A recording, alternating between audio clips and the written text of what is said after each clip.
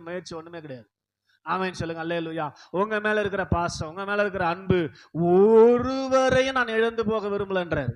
எனக்கு தந்தவைகள் ஒருவரையும் நான் இழந்து போகவே மாட்டேன் என்பதுதான் கர்த்தருடைய வைராக்கியம். ஆமென் சொல்லுங்க. அல்லேலூயா.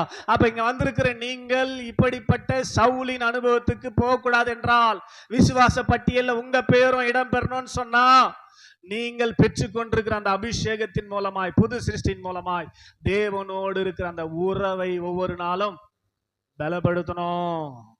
ஆமென். தேவனோட உறவு கொள்ளாம ஒரு நாளையும் கடந்து போக கூடாது.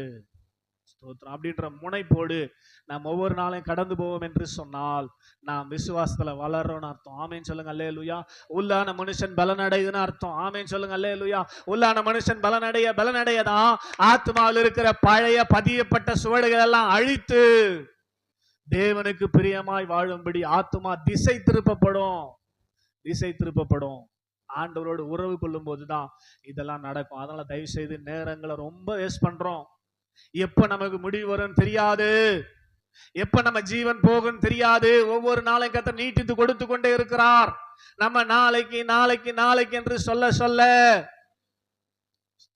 ஒரு மரண நாள், மரண குழிக்கு ஒரு நாள் கிட்ட போய் நேக்கிறோம், நமக்கு தெரிய மாட்டேங்குது. ஒரு நாள் டபுக்குன்னு குழியில போயிடுவோம். ஸ்தோத்திரம். அது எப்ப சம்பவிக்கின்றதெல்லாம் தெரியல. அதனால தயவு செய்து கிருபையாய், அன்பாய், தயவாய் கொடுத்திருக்கிற இந்த நாட்களை தேவனோடு உறவாடும்படி பயன்படுத்திக் கொள்ளுங்கள். ஆமென் சொல்லுங்க. அல்லேலூயா.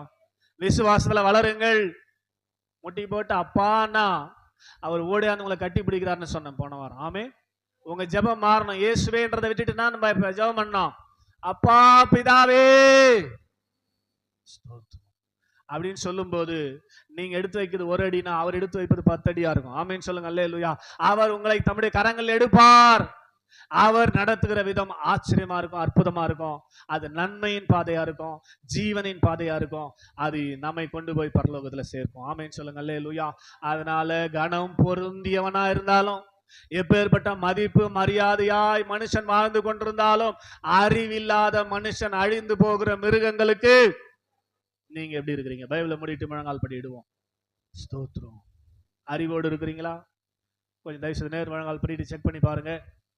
ஆவியானவர் சபைக்கு சொல்லுகிறதை காது உள்ளவன் கேட்க கடவன். எல்லாரும் முழங்கால் படிக்கிட்டு ரீபா லாபா ஷகாதாரா லாபா எல்லாரும் முழங்கால் படிக்கிட்டு ஹalleluya ஹalleluya ஹalleluya ஹalleluya. நன்றி அப்பா. ஹalleluya ஹalleluya ஹalleluya. உம்மோடு வாழன ஆண்டவரே ஸ்தோத்திரம்.